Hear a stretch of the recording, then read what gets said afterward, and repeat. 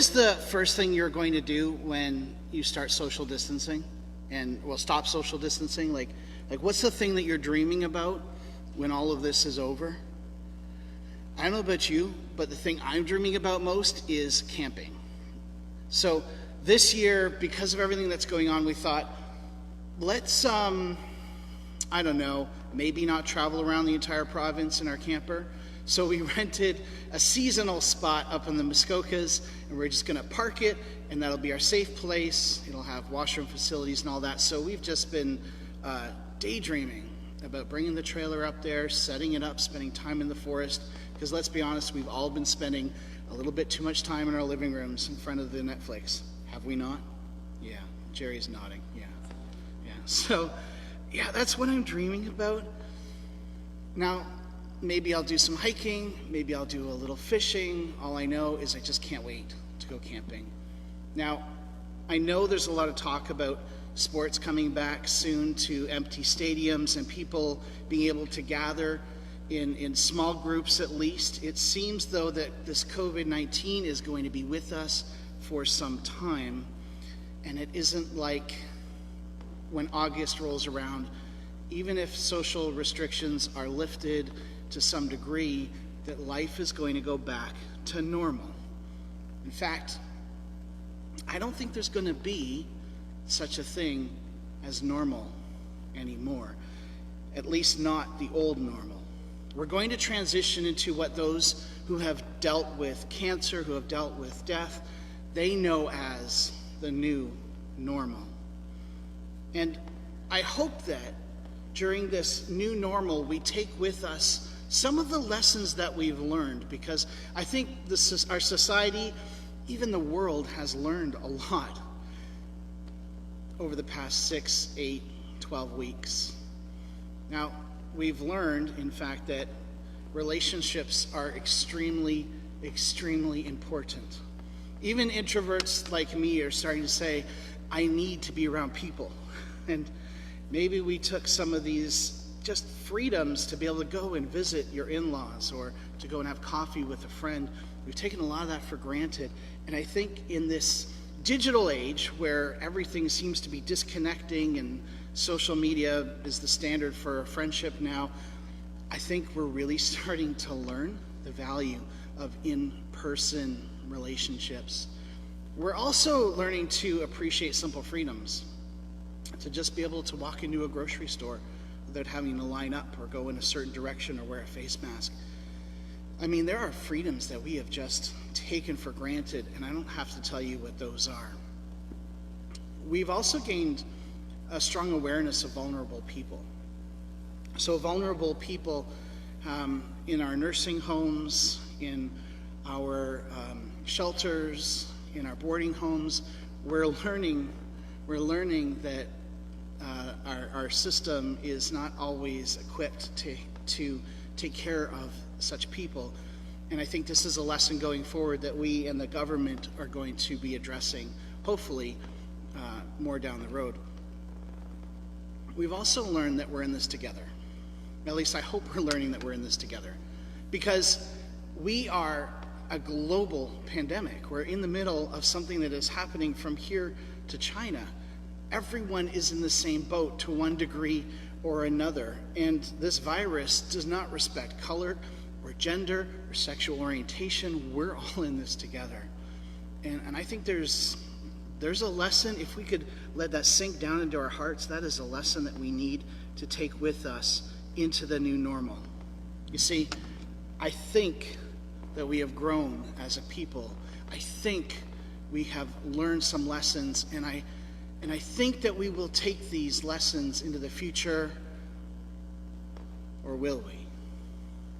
I mean, we do have a history as a people of forgetting hard-won lessons. Like how every 6 months I think to myself, you know, I'd really like to have a Big Mac combo. It won't liquefy my insides. I'll give it a try. And instantly I regret it, and instantly I say, sweeping declaration, I'm never eating a Big Mac again. And then 6 months later, of course, there I am at McDonald's. You see, we as a people have a very short collective memory. And of course, that's nothing new. Even the original disciples, they had short memories. The past few weeks, we've been spending some time in the aftermath of John, in the aftermath of the death and the resurrection of Jesus, as he appears to various people and he proves that he's conquered sin and death. And to be honest, the disciples aren't necessarily portrayed as the quickest bunch, are they? I mean, you'd think after 3 years and some pretty clear teaching, the disciples would have understood the cross as something that is inevitable and almost strangely necessary, but they saw it as a defeat. They saw it as the signal of the end of a 3-year journey with their hopeful Messiah. And then, well, then Mary comes along and she says, he's alive. And they run to the tomb and they find that the tomb is empty. And then Jesus appears and he says, here, touch my side. Look at my hands. Check out my scars. I'm real. I am alive. And you'd think that this would send the disciples just running into the streets, telling everyone they knew that Jesus had defeated sin and death. But where do we find the disciples in the 21st chapter of John? Well, let's pick it up there, shall we? Simon Peter, Thomas, Nathanael from Cana in Galilee, the sons of Zebedee, and 2 other disciples were together. So a lot of the original disciples were together. I'm going to go out and I'm going to go fish, Peter told them. And they said, we'll go with you. So they went out and they got into the boat, but that night they caught nothing. Well, I've never been to the Holy Land. I'd love to go one day. I've read all about it. In fact, it's probably pretty safe to say that I know more academically, at least, about that area of the world, its history and its culture, at least ancient, if not modern, than I do my own. I have read more books than I can count about that area, but I've never been there. I'm pretty sure that Fred and Barb Hacker have been there. I've seen their slideshow, and I think I remember them saying that they stood in this area on the shore by the Sea of Tiberias, where Peter and the rest were fishing. I'm told that the Sea of Galilee and the River Jordan, which feeds it, have had over the years most of their waters diverted. What once was a fairly flowing river is now but a trickle. But if you can get to the spot called Tabgha, just west of Capernaum, before the tourists arrive, you can get a sense of what it would have been like back on that morning 2,000 years ago. I've read that it is a beautiful, peaceful spot, somewhat removed from the nearest town of Tiberias. A perfect spot for a little fishing. But why, dear church, are the disciples fishing? What were they doing out there on that boat?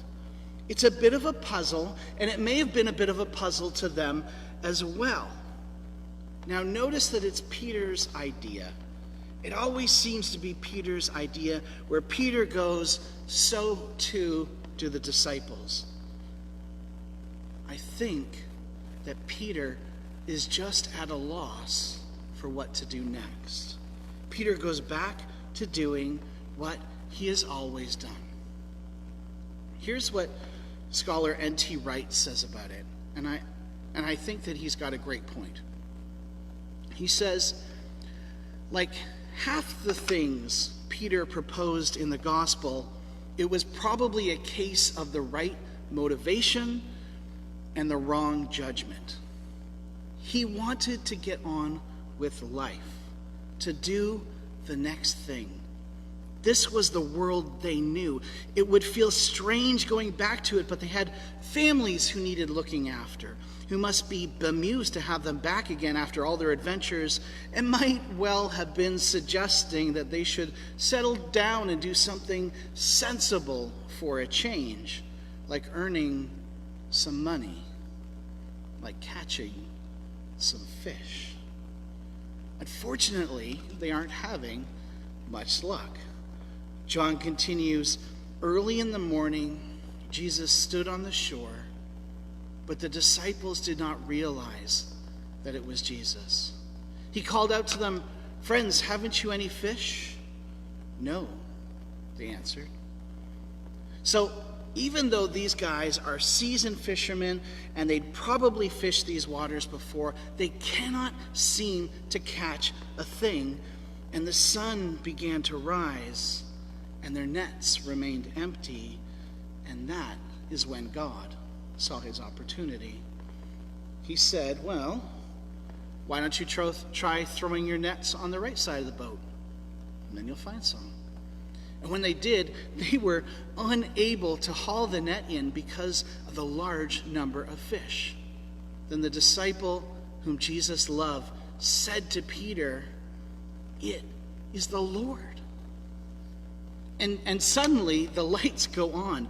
The mystery dude on the shore is Jesus in the flesh. And he's just landed them the biggest haul of all time. And isn't that the way?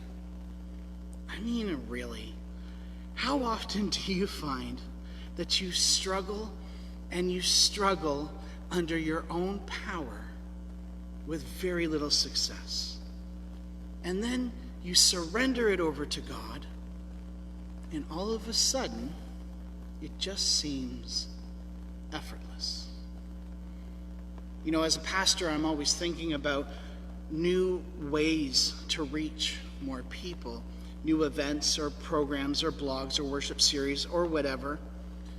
And some of them, they take a lot of planning. They take a lot of organizing, resources, both financial and human resources.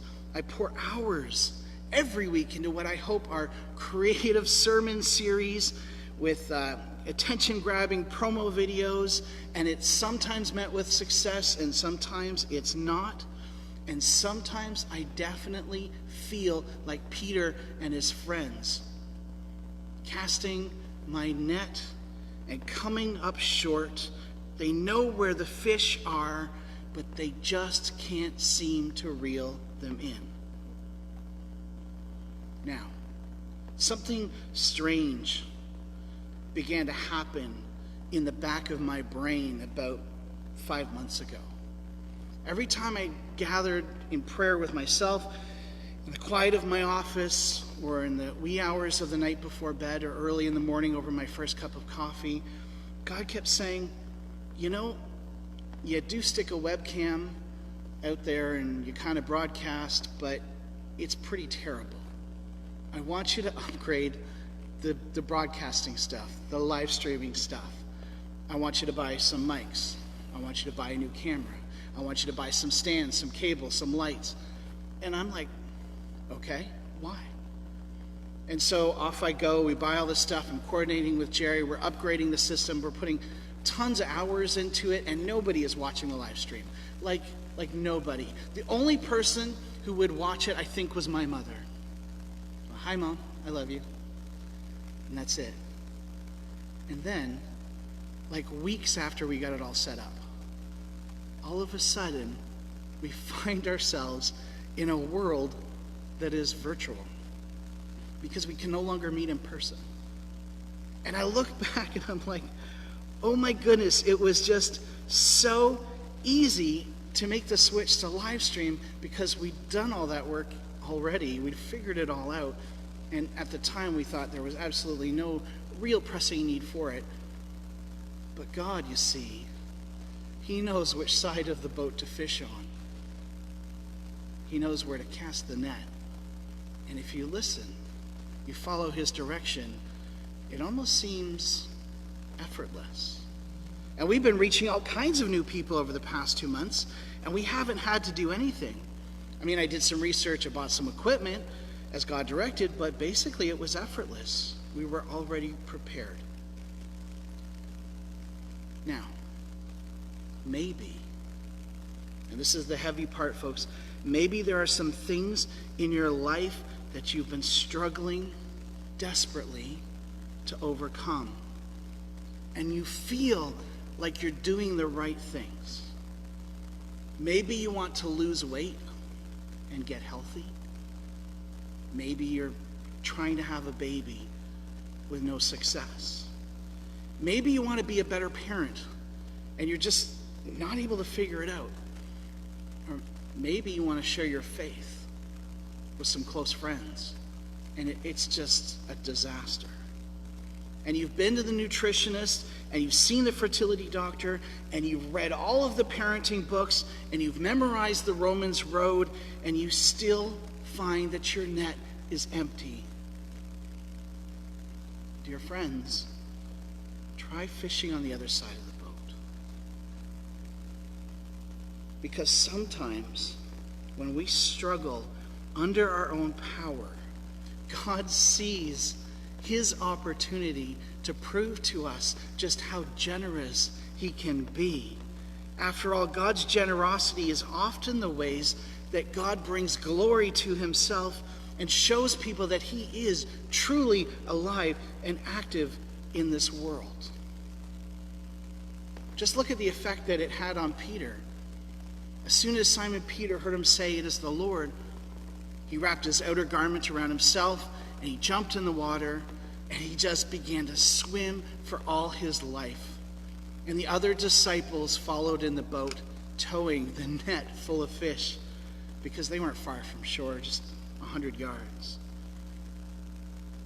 You see, essentially, if you pay attention to what happens here, when Peter sees Jesus, everything else fades away.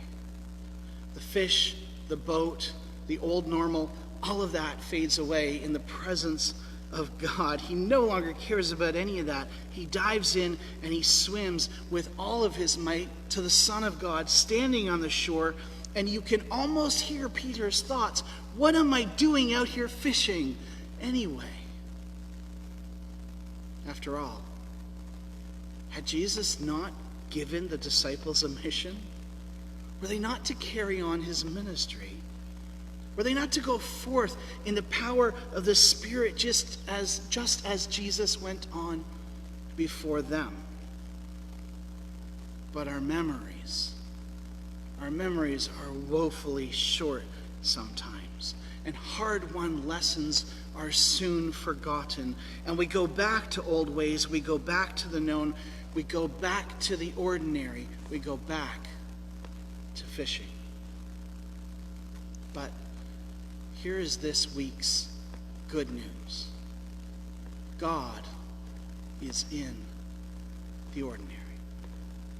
God is in the ordinary.